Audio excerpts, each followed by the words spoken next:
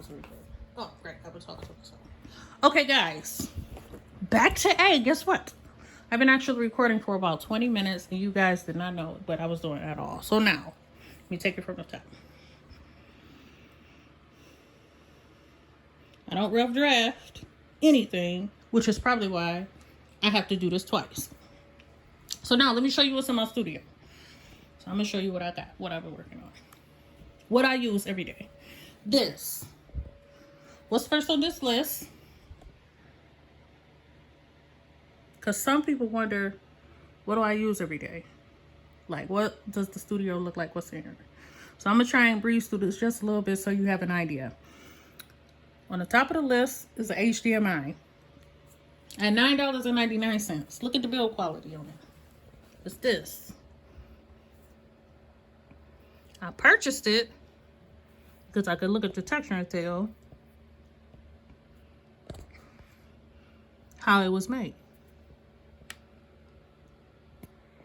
So if you look at this, you see, get this to focus. Look at the cord here. That's why I purchased it. I could tell when I was shopping for it how it looked.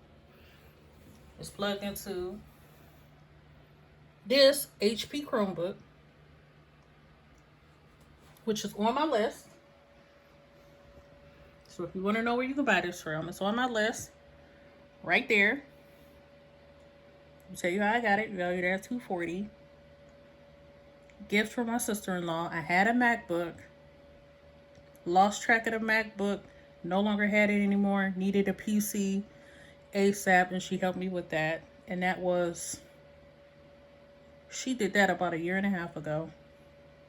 But my, I had a MacBook for about 2 years, and then I lost track of that.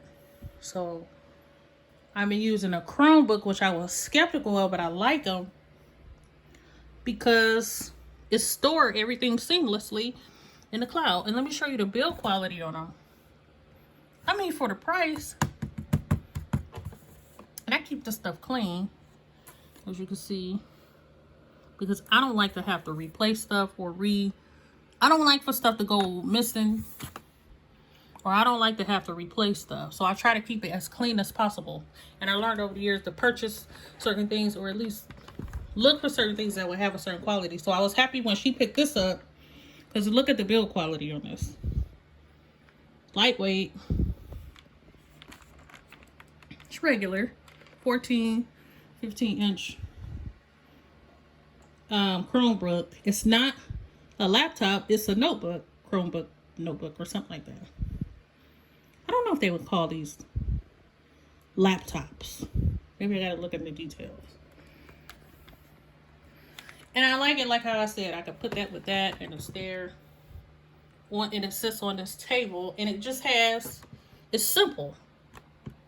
It's simple, and because of the way it's made, it's durable. Like, the way I work, it's easy for me to make mistakes. If I bump into stuff, I don't want to have to replace it. And with this, I didn't have to replace anything. Like, if I bump into stuff, it's not messed up. Let me show you what else is on this table. On my list. On my list also is this monitor. There's a monitor here, which is the Staples Acer monitor. That's the model number, K42HYL. It was $119. Believe it or not,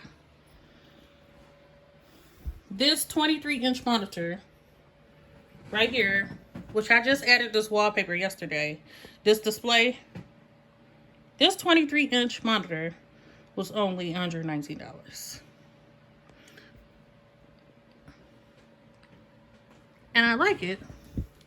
I could tell in the display it was just going to complement, the Chromebook. I was looking for something when I was going shopping. I was wondering if I wanted to buy another laptop, or if I just wanted to do, in addition to the laptop, to make what I was working on bigger, so I'd have an option to look at a screen that was larger.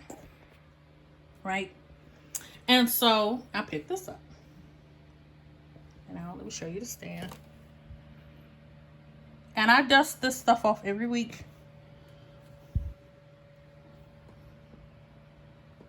So I don't mind showing you the cord control and stuff, because I know you'll see very few things.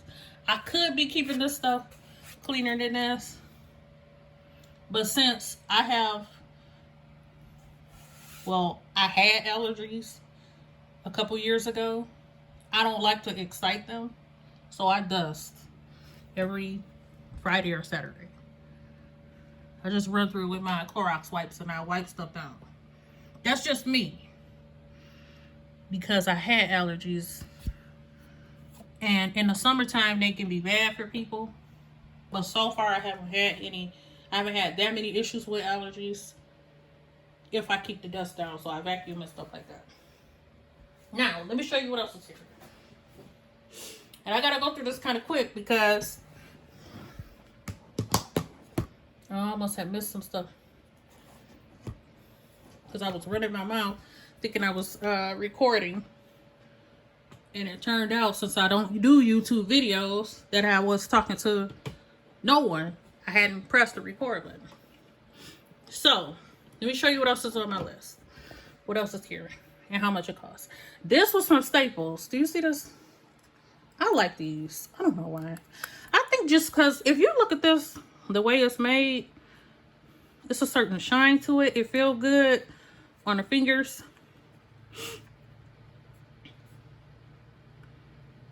And it's grippy.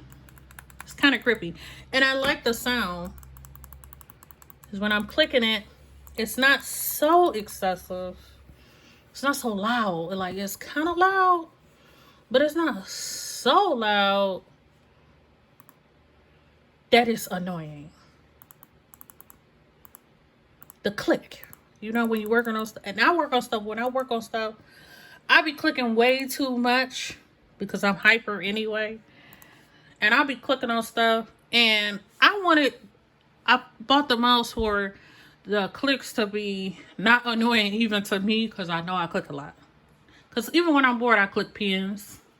And I've always been like that. Or even when I'm bored, I click on stuff. And it can be annoying to some people if they heard it. So I picked this mouse because even when I'm clicking this, that's as loud as it gets.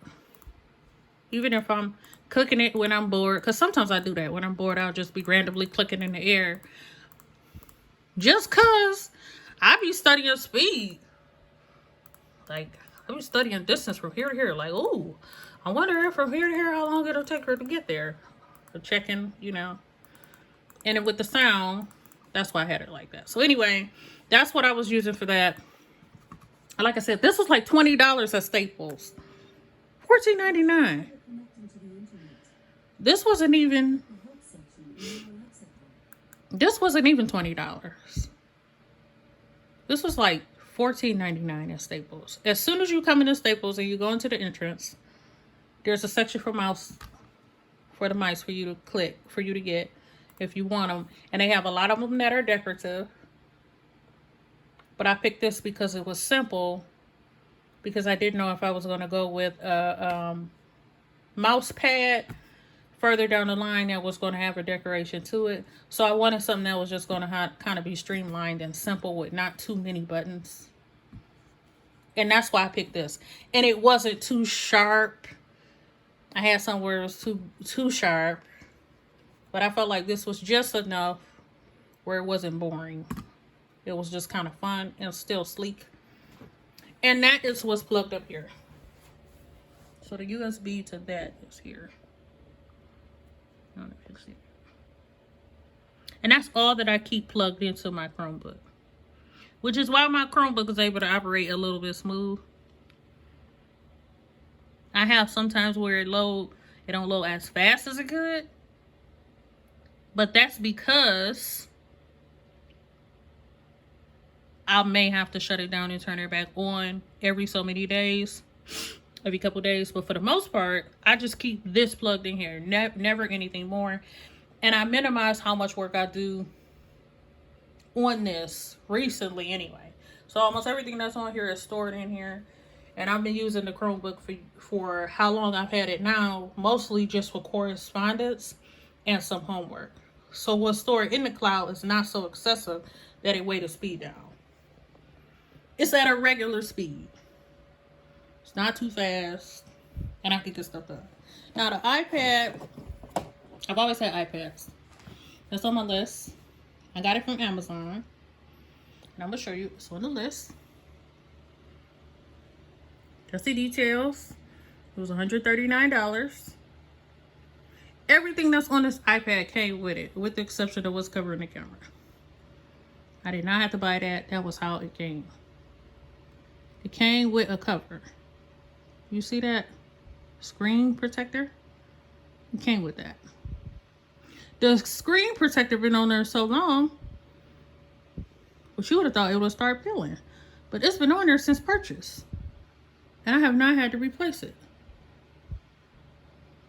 And it came with this case.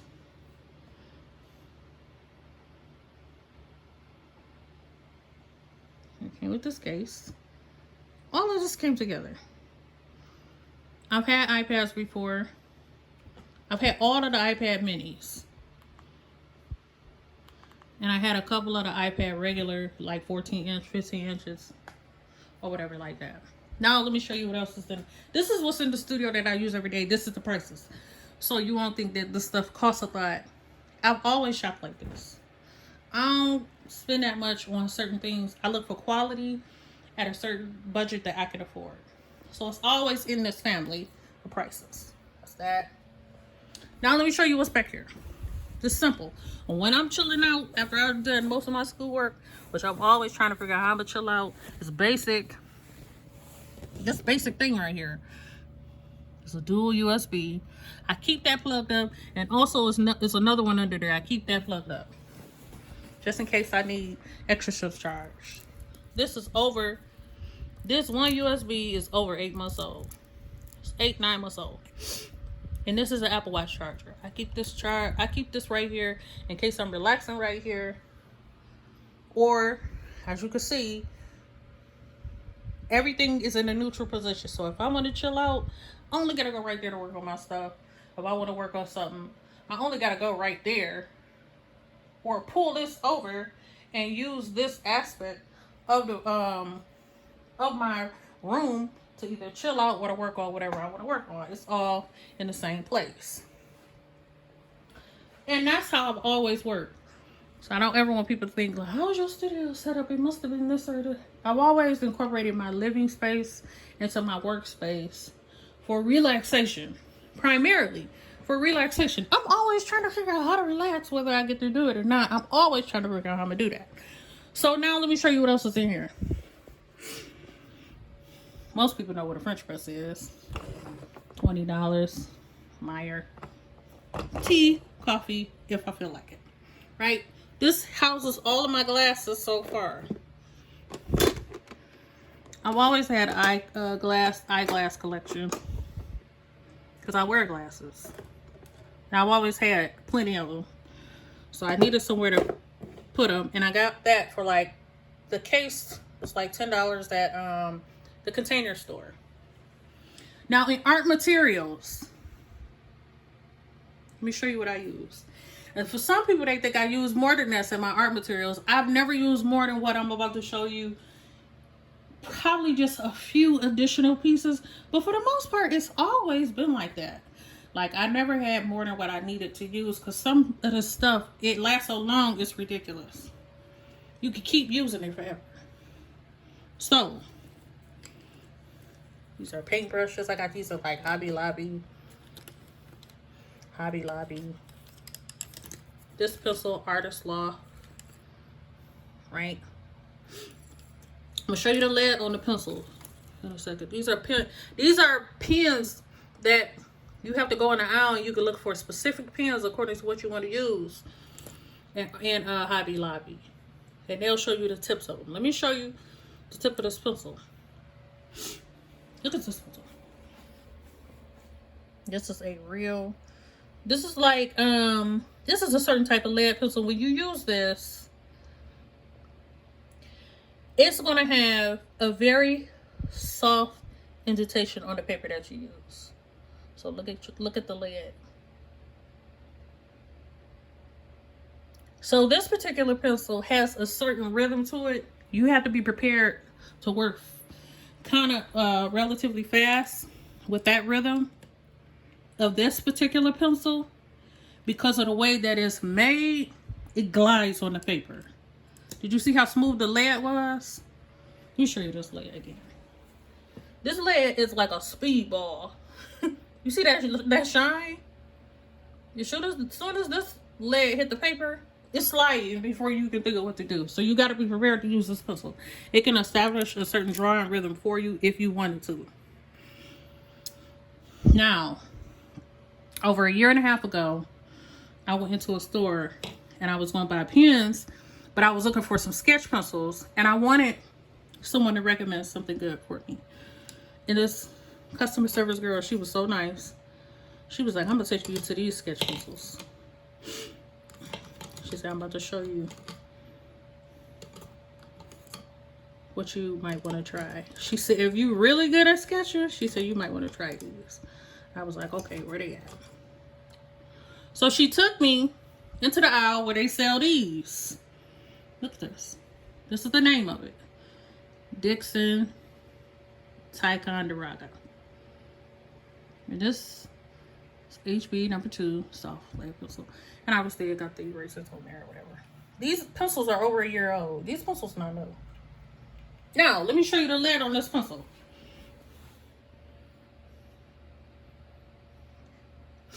Can you see? Hold on, wait. Can you see the difference? For some people that draw, you may or may not be able to see the difference. This lead is more like a heavyweight graphite stick placed into wood. The benefit to that is it has weight to it. So when it hit the paper, you establish a different kind of rhythm, and I'm going to show you how those sketches could look. Now on Strathmore paper, which I use this mixed media Strathmore paper, you can see that they place importance on the texture of their paper. They showing you how important they feel about the texture of their paper from the cover of their books. Look at the pockets on the cover of their books. That's even before you open it. And I used to always get sketchbooks, but I haven't had a sketchbook in over 20 years, so I had to re-get another sketchbook. But let me show you how that Dixon lead look. The kind of rhythm against the paper. First of all, look at the texture of this paper. And I don't know if you can see that, but without showing you anything, you see how it's kind of like a color variation under the light before you draw anything. It's already a texture to this paper. It's smooth, but it's like you can see what it's made out of and how it's bound together. Once the pencil hit this paper, it creates a whole other texture in addition to your own natural drawing rhythm. And so I do rhythm-based lines by repetition and drawing. And that's with that Dixon pencil. Now what I like about this paper too is this, in this particular drawing example, all I'm showing you here is my technique of rhythm-based lines. It would not bother me for me to show you how fresh this paper is by doing this in an example of what this texture actually can do. If I wanted to, I could begin to smudge with my fingertips the lines that I worked on if I wanted to. By doing that, as you can see, I'm changing the whole complexion of this person into a more realistic tone. Some people don't realize that based on the texture of this paper, you can do that. Now, what I just showed you here in a demonstration is, now it's not only the rhythm-based lines, but that texture is so fresh, I could keep moving and pushing and pulling on the graphite lines that was placed. Or I could keep adding and taking away, and I could create a blending method. But they were showing you what the paper can do on the cover. See? It's just at what level you want to exercise whatever it is you're trying to do. You know, you can play around with Strathmore paper. You can be serious or you can play with it. That's what I'm showing you guys. Now, let me show you what else is in here. These are close to being Conte. They're like pastel sticks, but they mostly are close to like Conte sticks. So they have a more interesting edging, which means you can illustrate with more depth or more force. When these hit the paper, you can illustrate with more depth or more force in your line development. And I'll do a video and show you how I use the corners of these. The reason why these corners are ate up, that's a technique that I use in my illustrations. Where I go at my lines, I go at my corners when I use the Conte stick, just because of the way the Conte stick is made and what materials I draw on. I can get more impact that way if I use the edges. This is an example of some of the soft pastels I have bought over the years. Now, they're showing you the texture in this particular group of theirs by it being crumbled. Now, who I have here is Jackson Paint. Earth Tone 12, Artist, Soft Pastels. They showing you the measurements. But by it being crumbled, they showing you the texture of this. Now, for some people, that's useful to them. For a person like me, that's useful for me to know how it's going to crumble, because I like to push and pull on the substance of my materials. I've always bought pastels that were similar to this. It didn't matter who made them, but I picked these up, and the way they crumble, I'm familiar with the way that they would crumble, so that I already have an understanding of what I will do here. Let me hold this under the light. And as you can see, when I zoom in on the ones that I've used, I go at my corners. I use the edges because I draw in rhythm-based lines. So I even use my materials in the line. Naturally, that's just how I draw. I noticed that that was what I do, and I started to call it what it is. Some people use, it depends on what I'm doing. I've sometimes used this whole thing and to cover a large space, press the whole thing and drag it to create a line. But in an example, let me show you. Those are the edges. I can place this on the edge. And then I could just kind of drag this. And that's how I got those lines at the corner. That's what the corners of these are ate up. They're ate up. It has a rhythm for me that I can pay attention to. Yep. You see it, and there's plenty of it. Copy. Regular chalk. Some people call this sidewalk chalk. I got this just in case I ever feel like playing. I can play in that all day because it's just chalk. It's like chalkboard chalk from school that they would write on. That's what's in there. Extra USBs. What do that look like? They all in here. Whether it's for the car, headphones, extra USBs, they all in here. I've never worked where stuff would be so expensive it would make me so broke. If I'm broke, it's for a different reason, right? I'm stepping away from some type of money is usually what's happening. If I'm broke, that's what's happening. Let me show you what's also in the studio. These are books. Got these on Amazon. David Smith. What's this book? This book is in excellent condition. These not new. These been in a library. Perfect. They had a living existence before I ordered them. These was already alive, living. What other people appreciated what was going on here. And I read as soon as, and I'm the type of person where when I get a book, I read it that day. When this book came in, I probably didn't read it that day, but when I read it, I read the whole book. So when I sat down with this book, I read the entire book. And it was so interesting to me that I bought the second one, which is another one I gotta get. It's the second one. David Smith Events. I'm gonna take this out of here. These are some random sketches. And when this book came, I read this entire book too.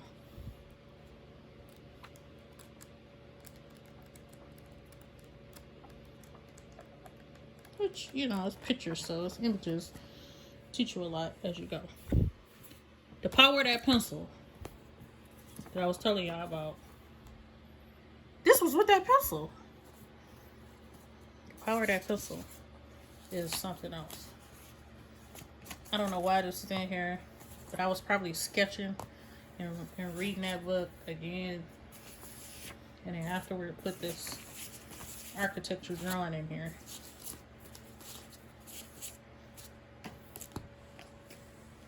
That's what's in the studio too. Right? So now we're gonna put that here. Put that back. It's a family photo album. My Chinese food menus. Don't talk about me when I order, I like to eat it. That's for decoration, plants.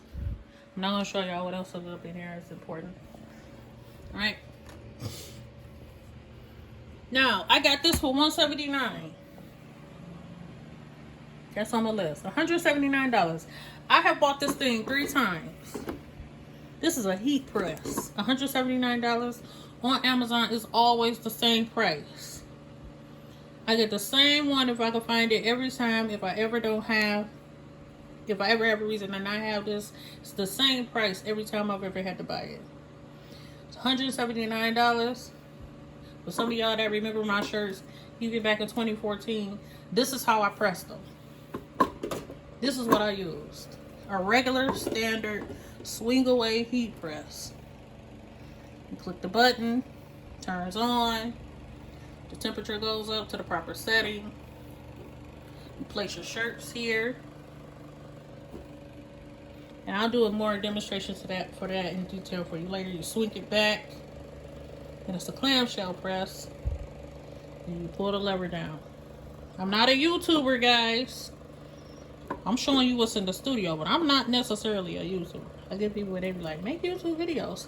Maybe I should, but if I'm showing you a process of some form of artistry, I might. Because what I do, to me, is not about me. It's about the education of what can be done artistically and creatively. What humans can learn how to do, right? Now, I put my shirt in there. And I made some clothes like this over the weekend. I bought a shirt from Hobby Lobby. Picked me up a couple transfers, a couple letters with something that I wanted to say on there. Threw that thing in the heat press. Swung it this way, turned it down. Swung it this way. 10 seconds. Clamped it down. Held it down 10 seconds. Put the protective sheet on there. Had a shirt. Put that shirt on. Ran out the house. Went up the street to Kroger. Let me show you the power of those chalks. See the lines? That's why the corners are ate up on those chalks. That's where the corners went in my detailed lines. That's why I use that. Like that. I use the corners when I draw. Because I like sharp, quick movements. It's an exercise for me and it's rhythm based, and that's why I do it. And I like for it to show up in the work. So all those lines are how many times I had to move in a certain direction. That's real time. All that movement, layering again and again and again. I may go back over it again and again and again. And a hide technique, a lot of times, because I don't like people to know how hard I was working on something, but if you look at it long enough, you realize that there was more going on than actually was meant than what you thought was going on. You just have to look at it. But if you really look at it, only a person that knows how much work was actually being done there would be able to determine that. And that's how I draw. A hide technique. Because I like to think hard, but I don't like for people to actually know how hard I had to think to do it. And all of that technique is even in the eyes. Right? And I might play on that in a concept. I might allow for everything else to be in imagination, and then I might put something in there that's so realistic you'd think that it was actually real. And I developed certain techniques that allow me to be able to make realism, certain details so realistic in a painting that I wanted it to appear to be skin or an actual flesh tone. And that's a technique that I use in my art, and sometimes I'll bring it out and sometimes I won't. But in the eyes, that's one example of how it actually looks like a real cornea, but it's not. But as you can see, I don't think it's necessary for me to do the whole painting like that. The rest of it is imagination, right? Now, all this stuff is old. None of this stuff is new, so I don't want y'all to be thinking that's what I do. All this stuff is old. See, that's why I like that. Let me show y'all this. That's why I like that